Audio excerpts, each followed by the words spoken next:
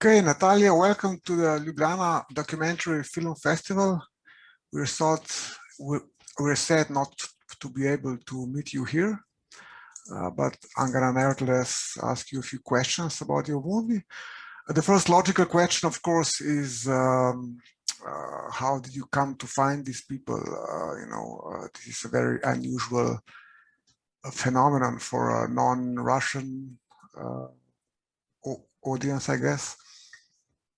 For the Russians, and I think for the whole post-Soviet countries, it's quite a normal phenomenon. So even when I was shooting, the people asked me, for what? This is so normal. This is everyday life. No one would watch it. No? So I was there in this area for 3 months, working on a fiction movie as an assistant director. And then I realized that you can tell the whole like society, different people, different ages, different social layers through the garage. So after I came back, we had the feeling that we didn't take something out of there which was real from there, and this the nature, this harsh winter, the people, their optimism. So I went back to find the interesting garages, and I made a trailer there, and then I came back and tried to find some money in Germany, because in Russia it's impossible. So and then after I think 1.5 years, I went back to look for the real protagonists. Yeah. So is this a post-Soviet phenomenon, or has it existed since always, like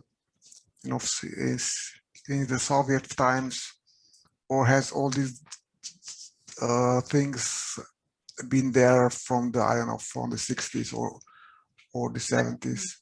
I remember my father had a garage, and all the other men had also garages, but in the 90s it became really important to have something where you can do your own business. So it was a place where people were baking bread or having parrots or something like this.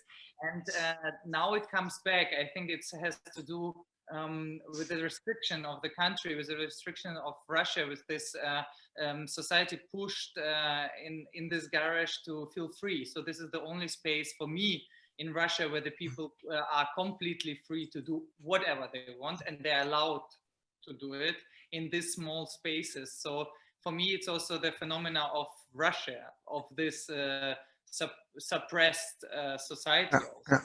So it's sort of an escape from reality, from people.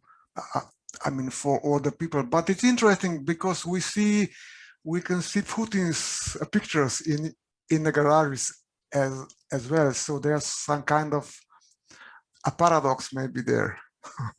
Yeah, the people are not aware that they are suppressed, or people are apolitical. So people are not talking for the full time of shooting. We haven't been talking about the government of Russia, or only this small portraits of Putin hanging on the wall. And so it's this people really go away of the politics, go away of touching even the politics in talking, and they are just fulfilling their small dreams. Like all of us have dreams, but we fulfill them in different possibilities, and they have their garage. So the garage is the place where they can fulfill their dreams. So it's, in a way, these are places of personal expressions, yes? Because everybody has a fixation on something, like that guy who's been digging beneath the soil, for like 50 years, yeah. Or all the metal bands that are working there. But you also said in an interview that you found a life in those places, so how does this relate to the Russian reality,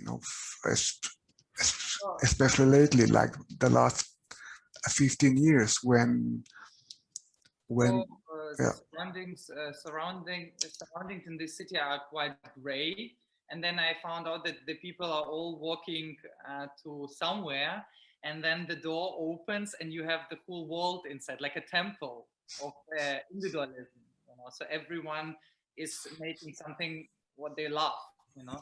So for me, it was a very interesting side life. It's like a really parallel universe of Russia. So in this city, everything is dominated by one mine company, and all the area is dominated by one mine company of one of the most big oligarchs of Russia, one of the 10. And at the back, the people have their small castles, their small closed castles. So you can't really enter. It was very difficult to enter them because it's very private. They're all afraid. They're all suspicious. So it was very difficult to get inside in these places. So I usually just ask people, do you know someone near you who makes something? And they say, no, here no one makes something. And then I said, but maybe someone is having animals, and they say, oh yes, goats. So you know, it was always like you really had to dig for the people to open up, and then you find the whole universe inside. So for me it was, and I also choose the characters which were most interesting for me, or most special somehow, because of course there's you know, it's like at the end it's still like you have so many people, and then you have to decide whom you take. Yeah, and I took for me the most loving people. Yeah, so I found them the most interesting, or the most special somehow. But there were a huge amount of people who did something in the garage, you know. So did you film the material in one city, or did you, because I think you shot it in Siberia at the north, so were you fixated on one place, on one city, or was it scattered around Russia? I was shooting for 3 periods. So it was autumn, winter, and because my cameraman, he broke his feet, we got from the insurance another period, so the spring. So I'm very happy because it's a whole story. Every story comes somehow to a natural end, and this is very important for the film. And I am first I was looking around everywhere, and then I found out that the most interesting place where the mine company was also based, this city where you can find Victor, who is digging down his garage, where you can find Pavel, who's carving the icons, and also Ilya with his scrap, you know. So they all came together in one place, you know? And in this place we have no hotel, no restaurant, no cafes, nothing, you know, and the people somehow find their own happiness. Yeah, you mentioned it was hard to enter those places. It must have been especially hard for you as a woman filmmaker, because as we see it in the film, those garages are very masculine places. It is a completely masculine place. So we have women, but the women are mostly at home, looking after the children, looking after the grandchildren. And on one side it was hard to enter because it was very private space. The people were suspicious. In Russia you never know, are you going to steal something, are you going to make something bad, or you know, there's always this suspicion. So no one trusts each other. On the other hand, it was also easier as a woman, because as a woman, of course, the Sergei or Pavel, they also wanted to show what they created, you know, the Roman, who had his chicken quails in his garage. He also wanted to share, because it's like, I built it all by myself, you see. So it was kind of, on one side it was difficult, on another side it was easier, but I had also a lot of problems in these places. People were sending me off, people were leaving me because we made an appointment and there was no one there. The women were calling me, insulting me. So it was a whole process of getting trust and getting near, and also to get the insight of what their real thinking is. So it's not so you just have a workshop place where they build something, but also to know what are their dreams. Yeah. Because this was important also for me to have something, the insight in their real soul. Yeah. Mhm. So I was looking for this, and I think it came also with the time. So they understood that we are not interfering in their life. So we try to, that it's very important also in documentary, I think, that you love these people, and they felt like that we as a team really carried them. Yeah. And that's why maybe they open up after a while and let us inside. So close. Yeah, there's a delicate line that could be easily crossed, I think, with this kind of documentary, because you could be easily be mocking. No, I choose the best. For me, I choose the best material. I didn't take anything back what I had. And I showed them how they are, and in some points they're very funny, and but in some points they are very sensitive, very touching, and this is like all of us are, you know. Yeah. That's why we can connect to them, because on one hand we can laugh, but then we are like, oh my God, this person lost 2 of his wives, and he's still so forward-looking and so strong. And then at the next point, he's again talking about his chicken with this woman. So it's at the same time it's funny. At the same time, you have to attach to them. That's how I like when I was editing. It's for me very important that you get the fascination or the laugh or the feeling for them, which I got. You know. So I never thought about the public or the people who would watch it. I always thought about myself.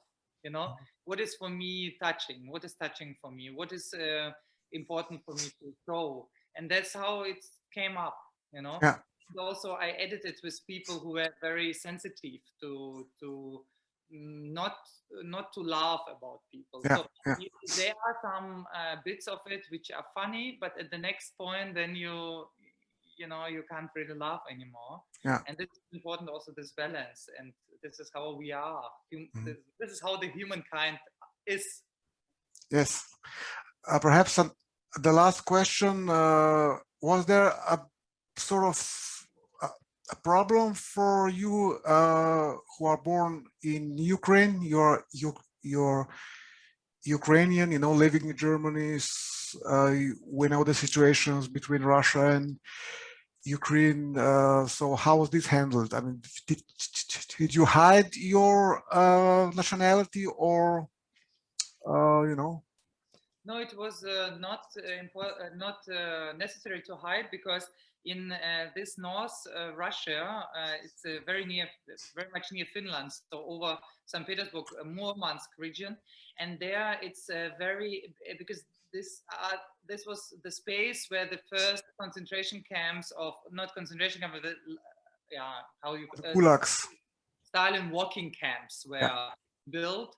And that's why the people came there from all over the Soviet Union, and also afterwards, when there was a harsh time in the mines, the people came also all over the country to earn more money there. So we have 30% of Ukrainians there. So it was more easier to be from abroad. And also, I never talked about my I haven't talked about, and what do you think about the political situation in Ukraine, you know, and also nobody asked me. So it was not necessary to talk about it. The only thing with what I was asked by people there, not by my protagonist, but by the people there, you have a refugee problems, they're raping your European women, you know. So this was the only thing, but at the same time, Putin was bombing with Assad, Aleppo. So, but still, it was not in the talks. It was not. The people became so apolitical because there's no way to change anything. You know, so people went into the private. It's actually the film about a country which how the people deal with this kind of system. You know, it's not directly, but for me, it is about that. So I wanted to make a film about how normal people adopt to a situation in Russia, how it is now.